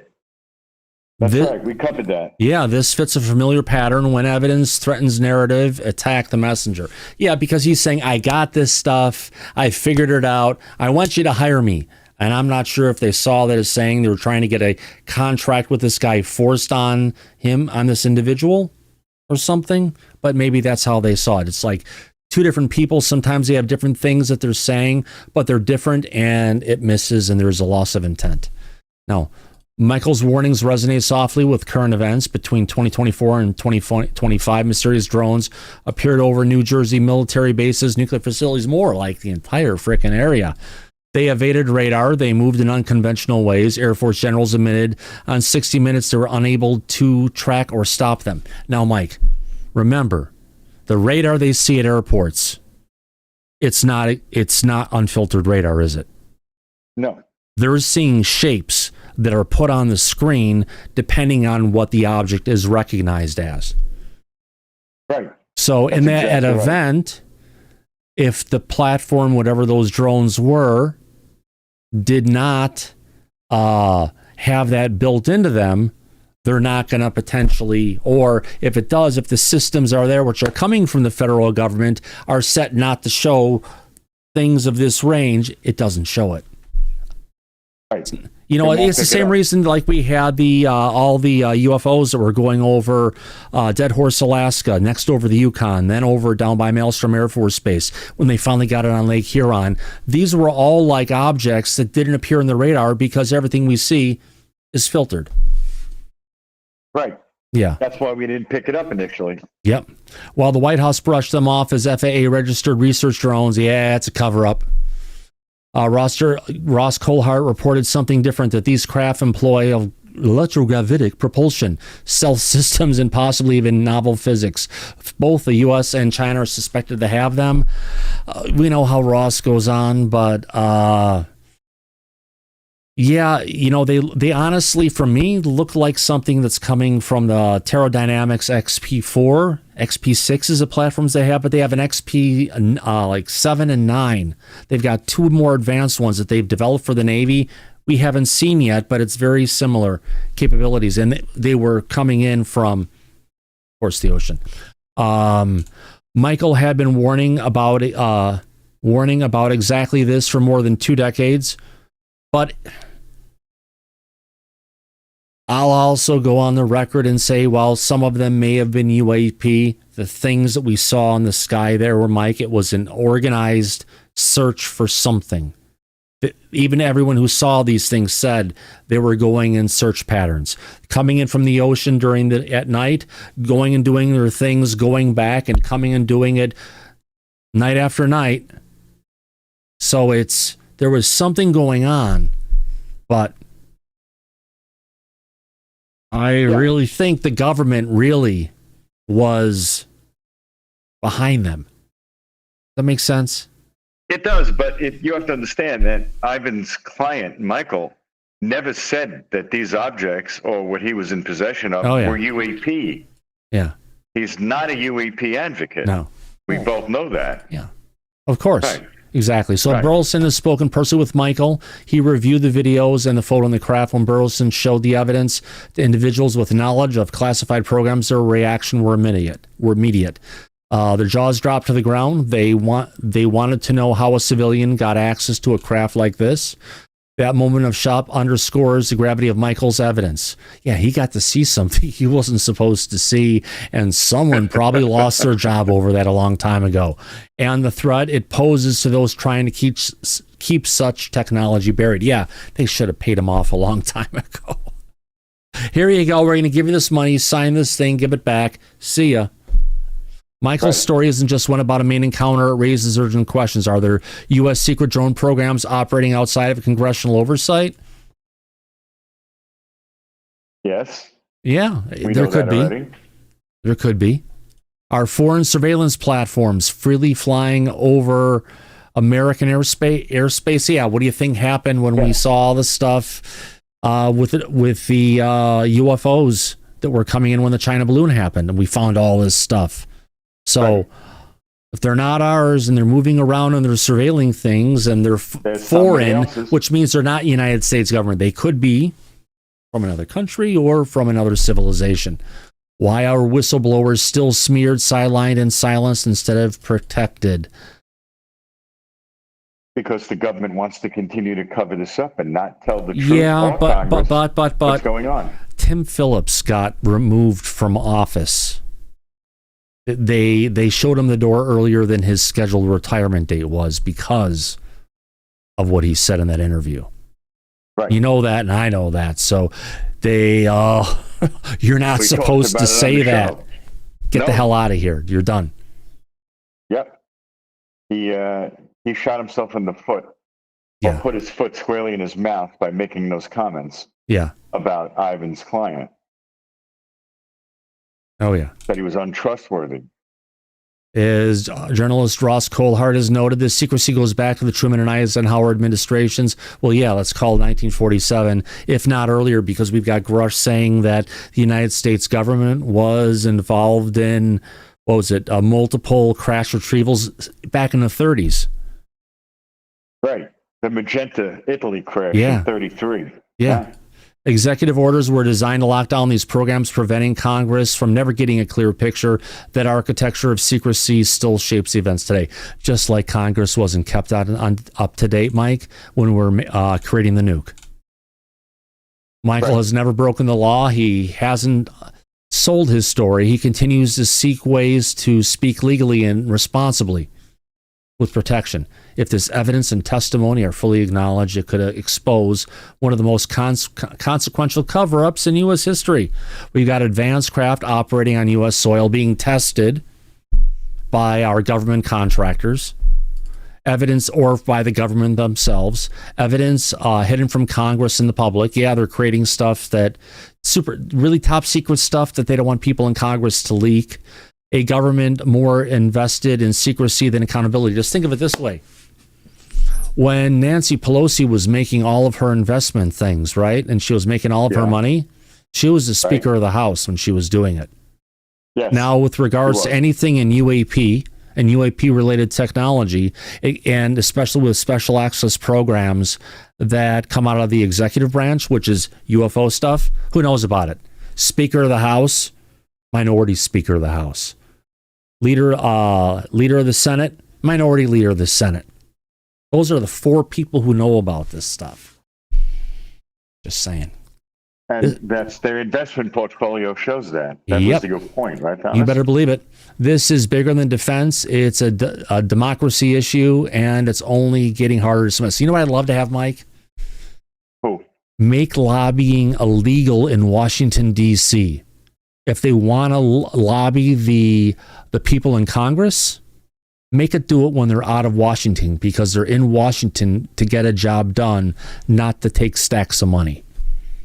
Right, because they're already getting paid when they're elected by the government. Why would they double dip and get paid by private contractors? Bingo. Yeah, no, you're exactly right about that. That's something I've seen for a long time. I don't think it'll ever change. Or trying to get rid of insider trading on stocks coming from Congress, yes, but let's just go ahead and say, you want to lobby, do it when you're back home with your constituents, and make it more difficult for all the lobbyists. Make their life hell. Right. Yeah. Which is how it should be, because otherwise it's criminal activity. Yeah. Yeah, so it is a democracy issue. It's bigger than defense, and it's only going to get harder to dismiss. Yeah. Some Northrop, Lockheed, General Dynamics, someone was creating something, Mike, and the platform went in the wrong place at the wrong time. Now, we haven't done. We haven't gotten an overview of the local defense contractors and military bases around Wichita. Oh, that's right. Oh, yeah. But that's a good idea, actually. And it's something we're going to have to do because it's 8 o'clock. Because it came from someplace. That's a good point. That's what I always said. If we knew where it came from, we need to find what's in the immediate area around it and play round robin and see who we find, or play duck, duck, goose, whatever you want to call it. Yeah. We'll find Rick, any ideas? Are there any Air Force bases around Wichita that you know of? Or Gene? I don't know. Wichita. We just got to bring it up on a map. There was a base. There was a base there, but I think they closed it. Can't think of the name of it, but I think they closed it. We can do research on ChatGPT and figure it out pretty quickly. Yeah, McConnell, I think, is Wichita. Yeah, but it's also what defense contractors were in that area 20 years ago. Yeah. That's the whole key to find, because if this is some baby that someone was building and they were out testing and it went someplace and became unoperational for a period of time, they had to recover it so it could go back to wherever home is. Well, there's an update to the story, Thomas. It wasn't just back in 2003 when this first occurred. It happened with him a second time in 2019. And in 2019, when he saw it again, he used 4K video recording and got a new video of this same craft or similar craft. Wow. So there's updated information. So you're right. Whatever it is, it seems to be operating on or around Wichita, Kansas. Right. Well, a screenshot or a clip from that video would be very helpful. It would, but he's not coming out publicly with it yet. We're still waiting. Oh, yeah. Mm-hmm. McConnell Air Force Base is in Wichita, near Wichita. So nice. That would be the closest base. You're right there, Gene. Yeah. So they're operating in that area. We know that now. Mm-hmm. So that's something we can cover maybe on the next show. Yeah, absolutely, my friend. Give me something to do for Friday. Yep. All right, let's get back into it. Not that one. Interview guest, and let's go ahead and find this. And no, that. There we go. Nope, not that one. So just trying to get this together. All right, let's go ahead and do this. Where is the sound, Mike? Where? How did I lose chips? Hold on. Oh, there we go. I know Brian put his hand up, but it's too late for the end of the show. My God, I have to get up at 5 o'clock tomorrow morning, and it's the end of my night for my friends. So I thank everybody for coming out to this episode of Disclosure tonight. Again, August. Who would have thought? We had so many things to talk about. I sure as hell different, and it's a frickin' dumpster fire, and you know what? It's good or bad. Let's take it and go with it and laugh, because it's better than crying. It's better than crying, my friend. No, you're right. It is. and we got to keep our sense of humor. And, we're serious about not being serious here on the show. Oh, absolutely, Mike. Absolutely. And on that note, I want to go ahead and thank everybody for your super chats tonight, including the Vern Dude. Thank you very much. Also, the Vern Dude again, thank you very much. Anonymous Rex, Bangor Island Naval Base is just miles from the place on the Bainbridge Island Tic Tac place. Where you saw that. Yes, it did, Tim. I remember covering that back in the day. And as we usually say, Mike, thank you for coming out, my friend. Thanks to everyone in the back. Oh, my pleasure. It was a great conversation, a great show. And thank you, Thomas, for putting this all together. It was fun. Oh, yeah. We try to have fun and be serious and about not being serious. And yeah, drama. Always. It almost feels like we're the TMZ of Disclosure. It could be. We're the international TMZ for our audience Oh, and there we for go. the public at large. We're going to cover it one way or the other, and we're a little edgy because of it. You know what? It's the story that begs to be told, and we'll tell it. And we will. Yeah. And have fun doing it. Oh, absolutely, my friends. Well, Mike, as I usually say at the end of every episode of Disclosure tonight, eyes open, no fear, be safe, everybody, but go back to Party City where you belong. Absolutely. I'll catch you on the flip side. Good night, everybody. See you soon. Bye-bye.